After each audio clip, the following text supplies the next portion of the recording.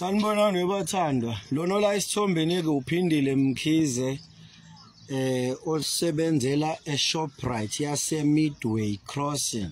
Ohlangene neteam efrauda isystem yakwa SASSA yena bese yenzela kubalula ukuthi ayikhiphele lezo mali zenu abo 350 labesenathi sebona abo 370 njalo labo 350 bena be COVID relief abanye imali zogogo lezi zabo SASSA mo 2000 rand o 1.8 izikhama zinama figures angalingani mhlawumbe ezinye zama foster care yena kuyabasiza ukuthi waqhamuke bese sebephethe ama IDs abantu laba bawafraudile abakwazile ukuthi bethola amana kunjabo imali zabo ukuthi zilahlile lapha kaSASSA bese lo sisi abayayionisa lezi imali bezidle bemkhokhele. Yabona nje mangathiwa kuphenywa kahle imanagement yase Midway eShoprite Midway eNewlands uma engaphenya kahle ngicela ukuthi iphenye ku Capitec Bank wakhe mhlawumbe lo past 6 months izoyithola imali ezingama figures zingena zisendwa umuntu asebenzisana naye ukuroba bayashintshana omunye uconnected nomfana osebenza khona ePick n Pay eMidway Shopping Center. Lo sifana yena futhi naye oqhamuka yazokhipha lezi imali bezidle nabo ndawonye lokodwa imali ibalula mayikhishwa umuntu osemoney market cashier noma money market clerk. So ngizoya ke bafethu nami laphana ke ngiyokhulumisana nemanagement ngibuza ukuthi khona into enjalo bafethu ngoba abantu bayakhala ngapha badlela o 350 babo abanye bayaphenda abaphumi bona ngalapha bagwilika ngemali zabantu abahluphekayo abahlwempu baseningizimu Afrika.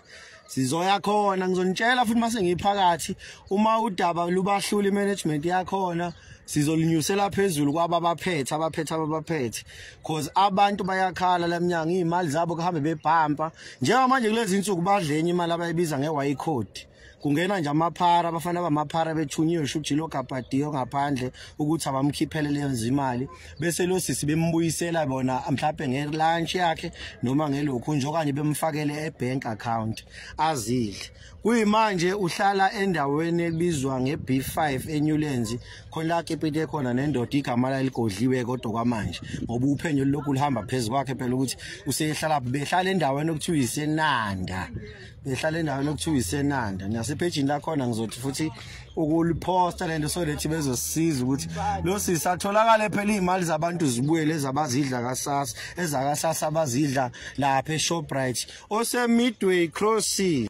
Uke wanokumiswa ke ade ekumiselwe ngenxa imali yashoda le ngithe wayezama ukuthi ayirobe lapha eMidway yakufana ingene kwiMenkuru ngoba khona likwerekwere esithola ukuthi ubejola nalo ekuthiwa uyakithi igama ilona ade faka bentshontsha le mali bese ifaka ingene kwiMenkuru angazi le Menkuru ibuye yenze njani kwisystem laba kwazi khona ukuthi beyithathe ke le mali benza ukuthi bayisendile bese bayayintshontsha beyidle futhi nalelo kwerekwere ogama lalo uyakithi ongathi nalo bejola nalo engakajoli nale ndoda le asehlala naye eB5 engithe igama lalikhohliwe kodwa so hamba siliveze ngoba ngathi indoda yomuntu vele esuka eMaritzburg ehlala lapha ko B5.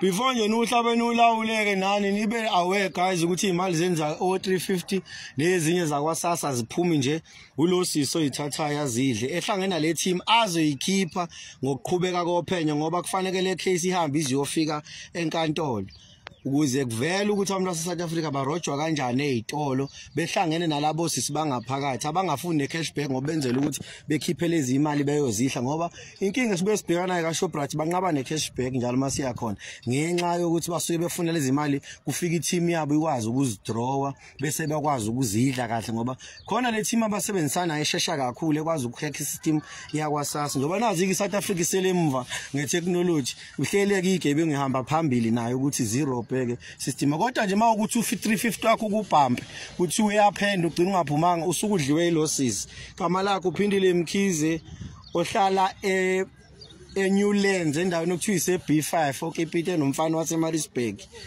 ogodliwe igama lakhe siyabonga bafethu sengibuya khona eShoprite ngaphakathi imanagers ngikhulumile nazo zalithatha udaba zathi izoligcina ziyayazi into kanjalo bathi bengaqondi kahle ukuthi ubani owenza lezi imali zefraud ngoba bayafika abantu namaheba einumber anama ID numbers abantu becheckela ukuthi o 350 ba active ini lezi imali zogogo zi active yini.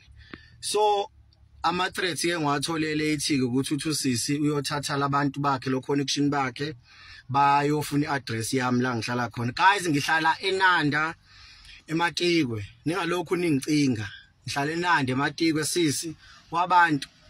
Ningalokhu ningifuna kakhulu. Ngifuna nize nizongibulala nenzele ukuthi niphile kahle ngeimali enifraudayo wena kakhulu isigebengu. Labo abantu ababhiyangi lokho angizi ngisho ukuvula icala epolice station. Ngifuna ukuthi ningidubule khani South Africa izobona ukuthi ku right mawuphila ngecorruption, nidla imali zabantu abahluphekayo, imali zogoga abablockelwe imali, niziblocker wena kakhulu. Ungena kwi-system ya Shoprite ushintsha inamba so that inga-report imali le emuva. And another thing engiyithole kwa fraud, bangifonela baka fraud Shoprite bathi kimi angi-advise abantu noma si-advise ogogo emakhaya ukuthi abashintsha amakhadi bayeke ukusebenzisa ikhadi leseposini nelibhala usasa nje. Abavula ama-bank account, iy'mali zabo zingene direct from uhulumeni ziye kuma-account abo. So usisi-ke lo uphindile Mkhize uyakuthiwa buyangicinga ke manje. Nginandaba bazongithola eNanda. Ngihlala khona ngizukubaleka. Uthi laba abangifonela bathi uthi I mess up with wrong people bazoze endlini yami. I'm aware futhi ngiready abeze. Ngwamkhwanazi isibongo. Ngwamkhwanazi abasondele. Into enjalo nje bafethu mas report izinto eziphethe ehlumeza umphakathi basifuna ngeibhamu, kodwa uma besenze kulabantu abakhalayo aba1000 abobani abadlela imali zabo bona fanele inyembe zabo ziwele phansi ezabo zingaweli phansi. No akuzukuhamba kanjalo eSouth Africa.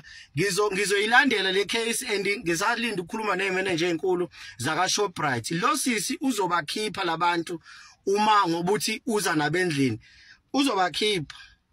Njengamanje nje ngiready ngizodila naye. Ngizodila nabo bonke futhi kulile kanje. Akho lutho nomekazi bazongidubula vele ngebethole lutho mase bengidubulile, kodwa icase yona iyazi ukuthi ngireporte ifraud yenzeka Shoprite Midway Shopping Mall le lapha noma ibiza ngeMidway Crossing eseNewlands. Ngireportele yonke. Asibonge.